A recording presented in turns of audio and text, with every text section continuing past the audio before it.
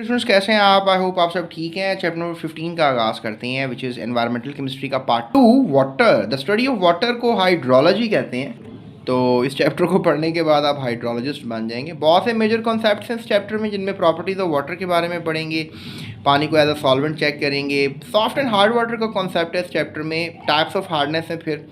फिर डेफिनेटली हमने हार्डनेस को पढ़ लिया, पानी हार्ड हो गया तो कैसे हार्ड हो गया, इसको रिमूव कैसे करें हार्डनेस को। तो एक टेम्प्रेरी और परमानेंट हार्डनेस होती है, उसको रिमूव करने के भी एक मेथड्स हैं जो कि बड़े इंपॉर्टेंट है, वो मैं आपको बताऊंगा। उसके बाद डिसएडवांटेजेस ऑफ हार्ड वाटर है, यानी हार्ड वाटर क्यों है, क्या है, वजह क्या है, इसका क्या कर सकता है, नुकसान क्या है, वो पता होने चाहिए। फिर वाटर पोल्यूशन हो रही है, उसका भी देखेंगे। और उसके अलावा पानी में कुछ पानी कुछ कैरी करता है डिजीज़ को, वो बड़ी इंपॉर्टेंट है, वो भी पढ़ेंगे, जिसमें पोलियो भी शामिल है। लेकिन मज़े की बात है कि पोलियो की डिज़ीज़ जो है वो उन्होंने यहाँ पर दी नहीं है, राइट। सो देनी चाहिए बहरहाल। सो ये हमारे पास जनाब स्टूडेंट्स लर्निंग आउटकम्स हैं। डेफिनेटली आपकी बुक में चलते हैं चैप्टर की तरफ। स्टूडेंट्स इंट्रोडक्शन में अगर हम देखें इस चैप्टर के तो बहुत कुछ लिखा हुआ है, लेकिन मैं आपको, चूँकि आपको पता है कि इंपॉर्टेंट पॉइंट्स ही बताता हूँ ज़्यादातर, तो इसमें आप याद कर लीजिएगा कि पानी पूरी दुनिया में बहुत ज़्यादा है और ह्यूमन बॉडी के अंदर जो है वो 70% है। तो that is a big pinning point. तो पानी की वैसे भी बहुत अहमियत है। तो पहले पैराग्राफ को पढ़ लें अच्छी तरह से, सेकंड पैराग्राफ को भी आप पढ़ लें। स्टूडेंट्स पहले पैराग्राफ में तो यही बताया जा रहा है कि जो पानी है उसकी दो बड़ी इंपॉर्टेंस है, क्योंकि एक खुद ये जानदारों के अंदर 70% होता है, जैसे भी मैंने आपको बताया। और इसके अलावा ये एक इन्वायरमेंट प्रोवाइड करता है जानदारों के रहने के लिए, यानी ज़मीन में अगर पानी है तो लोग, जानदार सब रह पा रहे हैं। ये पहले पैराग्राफ में लिखा हुआ है। स्टूडेंट दूसरे पैराग्राफ में बताया जा रहा है कि पानी जो है वो डेली लाइफ के लिए, ड्रिंकिंग पर्पसेस के लिए, कुकिंग के लिए, वॉशिंग के लिए इस्तेमाल होता है। और क्वालिटी ऑफ वाटर को बहुत ज़्यादा अहमियत हासिल है, एक बड़ा फैक्टर भी है अगर आप देखते हैं, क्योंकि क्वालिटी ऑफ वाटर अगर नहीं होगा तो डेफिनेटली आप बीमार पड़ सकते हैं।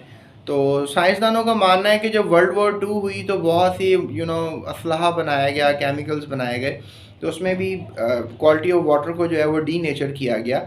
इसके अलावा आपको पता है कि खेतों में फर्टिलाइज़र्स वगैरह का इस्तेमाल किया जा रहा है। इसके अलावा पेस्टिसाइड्स खेतों में इस्तेमाल होते हैं। तो जब वो बारिश वगैरह होती है, खेतों से पानी गुजरता हुआ दरियाओं में आता है, तो इन केमिकल्स को भी दरियाओं में ले आता है, जिस वजह से बड़ा मसला होता है, पानी की नेचर डी नेचर होती है, यानी क्वालिटी ऑफ ड्रिंकिंग ख़राब हो जाती है।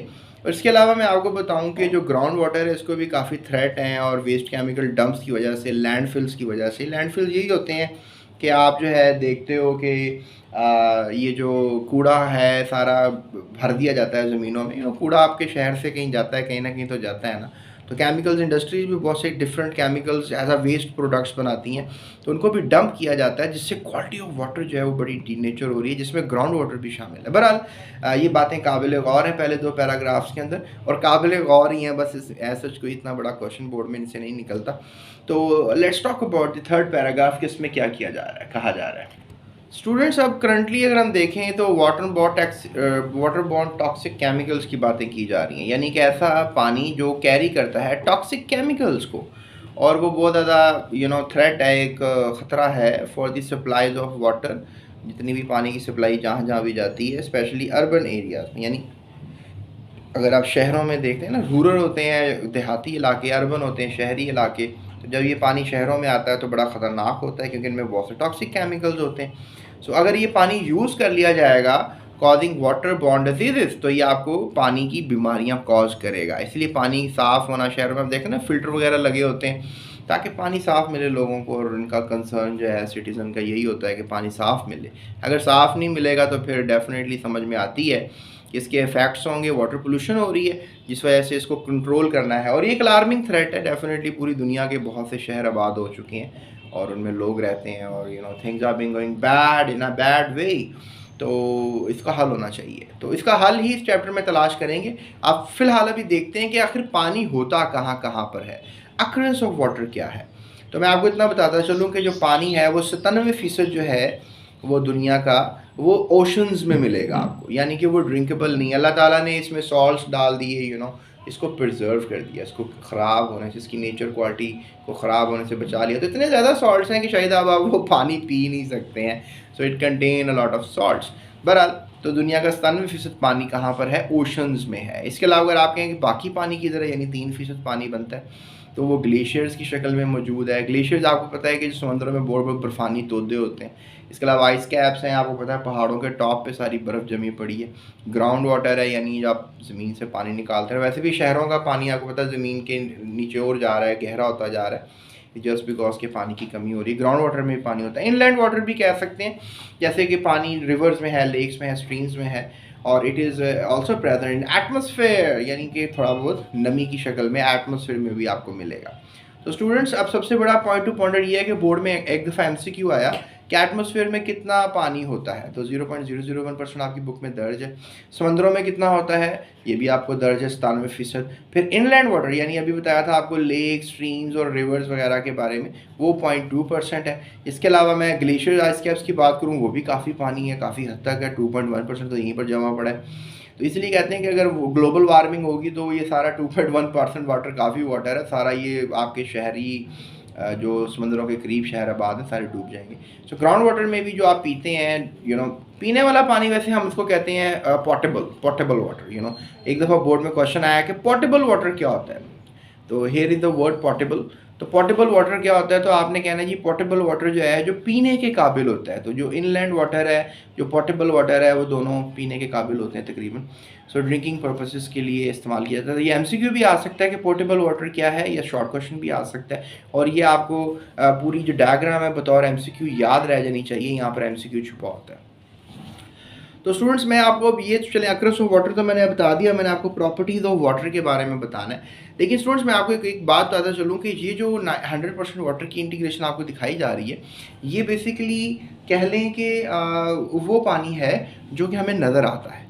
बहुत सा पानी लिथोस्फीयर में है, यानी अर्थ क्रस्ट के अंदर है, और कहा जाता है, साइंसदानों का ये मानना है कि तकरीबन कोई 100% में से आई डोंट नो 97% वाटर तो उसमें है, उसमें अर्थ क्रस्ट में है। बाकी 3% वाटर जो है वो समंदरों की शक्ल में है।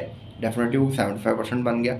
और इस तरह से, मतलब ये बातें तो फैक्ट्स आपकी बुक में नहीं है, लेकिन ये मैंने एक हाइड्रोलॉजी का सब्जेक्ट पढ़ा था, उसमें मैंने ये बात पढ़ी। मैं कहा चलें आपको बताता चलूँ कि आप समझें कि सारा पानी समुद्रों में ही है, तो ऐसा नहीं है। जो सॉल्ट्स होते हैं उनमें वाटर ऑफ क्रिस्टलाइजेशन का टॉपिक आपने पढ़ा, उसके अंदर भी बहुत पानी है। यानी जिस तरह आपको याद होगा, आपने कॉपर सल्फेट के बारे में पढ़ा, और आपने पढ़ा कि इसके साथ 5 मॉलिक्यूल फंसे पड़े होते हैं इस क्रिस्टल के अंदर। तो ये जो फंसा पड़ा पानी है, that is called water of crystallization. तो ये पानी जो है बहुत ज़्यादा है ज़मीन में, मतलब water is being embedded inside this salts. तो वो काफ़ी तादाद में है। 97% वाटर तो वही है जो कि नॉट यूजेबल है, बिल्कुल भी आप यूज़ नहीं कर सकते। उसको निकालना भी हीट का काम है। तो there is another way of talking. तो हम आते हैं ज़रा टॉपिक की तरफ दोबारा। Properties of water. Properties of water क्या होती हैं? प्रॉपर्टीज़ ऑफ वाटर का मतलब है कि पानी की क्या खसूसियात हैं। तो जैसा कि आपको पता है कि पानी जो है उसमें 2 हाइड्रोजन के एटम्स हैं और 1 ऑक्सीजन का एटम है। ये 3 एटम्स ने मिलकर एक मॉलिक्यूल बना रखा है जिसको हम वाटर कहते हैं। और प्योर वाटर जो है वो कोई कलर नहीं है, उसका कलरलेस है, उसकी कोई स्मेल नहीं है, ऑर्डरलेस है, कोई टेस्ट नहीं है पानी का। ये जो आप कहते हैं ना मिनरल वाटर, तो ये मिनरल होते हैं ना पानी में, उसका टेस्ट होता है। तो जो प्योर वाटर है, जो बारिश का पानी है, उसका कोई टेस्ट नहीं होता। सो ज़ीरो वाटर कहते हैं बारिश के पानी को। और किसी हद तक, क्योंकि मैंने आपको पिछले लेक्चर्स में पढ़ाया कि सल्फरस ऑक्साइड्स, नाइट्रस ऑक्साइड्स पानी में शामिल हो जाती हैं। यानी जब बारिश नीचे आ रही थी तो थोड़ी सी एसिडिफाइड भी हो जाती है। तो यू कैन से दैट कि जो पतीली में आप पानी गर्म कर रहे हैं, भाप बन के ढक्कन पे जाके टकरा रहा है, वो है ज़ीरो वाटर। उसमें तो कुछ और शामिल नहीं है ना। Okay, so let's talk about properties. Properties में बात करूँगा कि पानी जो है वो न्यूट्रल टू लिटमस है, यानी कि लिटमस को कोई कलर नहीं चेंज करवाएगा। ये प्रॉपर्टी है। इसकी फ्रीजिंग पॉइंट इसका 0 डिग्री है, बॉइलिंग 100 डिग्री है। बहुत बड़ा पॉइंट है, आपको शुरू से याद होगा। इसकी डेंसिटी मैक्सिमम 4 डिग्री भी होती है, विच इज़ 1 ग्राम पर सेंटीमीटर की। बोर्ड में MCQ आ रखा है ये वाला। उसके बाद it is excellent solvent for ionic as well as molecular compounds. ये आयनिक कंपाउंड्स के लिए भी अच्छा सॉल्वेंट है। इसके अलावा मॉलिक्यूलर कंपाउंड भी कुछ हैं जो इसमें हल हो जाते हैं। तो ये एक एक्सीलेंट सॉल्वेंट है। इसके अलावा इसकी हीट कैपेसिटी देखी जाए तो बोर्ड में हर साल ये MCQ आता है। 4.2 जॉल पर ग्राम पर केल्विन इसका यूनिट है। यूनिट के तौर भी पूछा जाता है कि बताएं हीट कैपेसिटी का यूनिट क्या होता है, या फिर ये इसकी हीट कैपेसिटी पानी की पूछ ली जाती है क्या होती है। तो आप याद रखिएगा कि ये हीट कैपेसिटीज़ कितनी ज़बरदस्त है। इसी वजह से आप कह लो कि ज़मीन का टेम्परेचर जो है वो मेंटेन है, क्योंकि बहुत सी हीट आपकी पानी अपने अंदर छुपा लेता है, पानी अपने अंदर स्टोर कर लेता है। अदरवाइज़ ये हीट ना अगर अपने अंदर एब्जॉर्ब करता हो तो ज़मीन का पानी इस ज़मीन के ऊपर गर्मी इतनी हो जाए कि शायद आप रहने के काबिल ही ना रहे ज़मीन। तो लिहाजा नाइट टाइम इतना ठंडा हो जाए कि शायद आपकी कुल्फ़ी जम जाए और दिन इतना गर्म कि शायद रहा भी ना जाए। तो हीट कैपेसिटी की वजह से पानी जो है आपको रहने की काबिलियत देता है ज़मीन पर। और आपने पढ़ा भी कि आपके टेम्परेचर को भी मेंटेन करता है। पिछले चैप्टर में आपने ट्रोपोस्फेयर में जो वाटर वेपर्स और कार्बन डाइऑक्साइड है, ये आपके आपके टेम्परेचर को मेंटेन करते हैं। तो हीट कैपेसिटी क्या होती है, ये बोर्ड में एक शॉर्ट क्वेश्चन आपको आ जाता है। उसके अलावा आपको हर साल बोर्ड में क्वेश्चन आता है, what is capillary action. Capillary action ये होता है कि पानी, लेट्स से दैट कोई पौधा है तो आप देखते हैं कैसे मूव कर जाता है। टिश्यू पे भी आप टिश्यू पानी में डालें तो टिश्यू पे पानी मूव करने लग जाएगा, ऊपर की तरफ जाना शुरू हो जाएगा। So that is capillary action, कि पानी जो है मूव करता है, कोहेजन और एडहेजन करता है। ये एक टॉपिक है, इसको अगर आप पढ़ना चाहें, कोहेजन एंड एडहेजन, कोहेजन और एडहेजन। तो ये पानी की खासियत है जिस वजह से कैपिलरी रिएक्शन को वो शो करता है। ये प्रोसेस है, पानी राइज अप करता है रूट से और लीव्स आखिरी में, लेट्स से दैट दोनों, ये दरख्त है तो सबसे टॉप पे जो पत्ता है उसके ऊपर भी पानी चला जाता है। तो कैपिलरी रिएक्शन के थ्रू पानी जो है वो चला जाता है आखिरी पत्ते तक। तो ये एक वाइटल चीज़ है survival of the land plants के लिए। तो पानी कैपिलरी रिएक्शन ना हो तो अब पानी की सरफेस टेंशन भी बहुत ज़्यादा होती है, तो ये भी बात काबिल गौर है।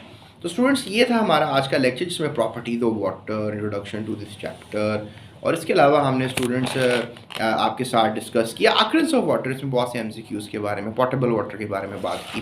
तो ये से इंपॉर्टेंट सवाल आपको मैं साथ साथ बताता रहता हूँ। सो आई होप आप मेरी वीडियोस के साथ रहेंगे, इस चैप्टर को सारा मेरे साथ पढ़ेंगे और इस वीडियो को शेयर भी करेंगे। इसमें लिंक्स हैं, उसको आप देख सकते हैं, सारी चैप्टर की वीडियोस बना रखी हैं, आप सबको देख सकते हैं। इसके अलावा आप नोट्स फ्री डाउनलोड कर लें, लिंक्स में नीचे नोट्स हैं, वो आप फ्री डाउनलोड करके पढ़ें, सारे सवाल जवाब दिए हुए हैं मैंने। और इसके अलावा अपने दोस्तों के साथ वीडियो को शेयर कर सकते हैं, अपना ख्याल रख सकते हैं, दूसरों का भी ख्याल रख सकते हैं, एंड आई होप इस चैनल का भी। That's it, thank you so much, अपना ख्याल रखिएगा।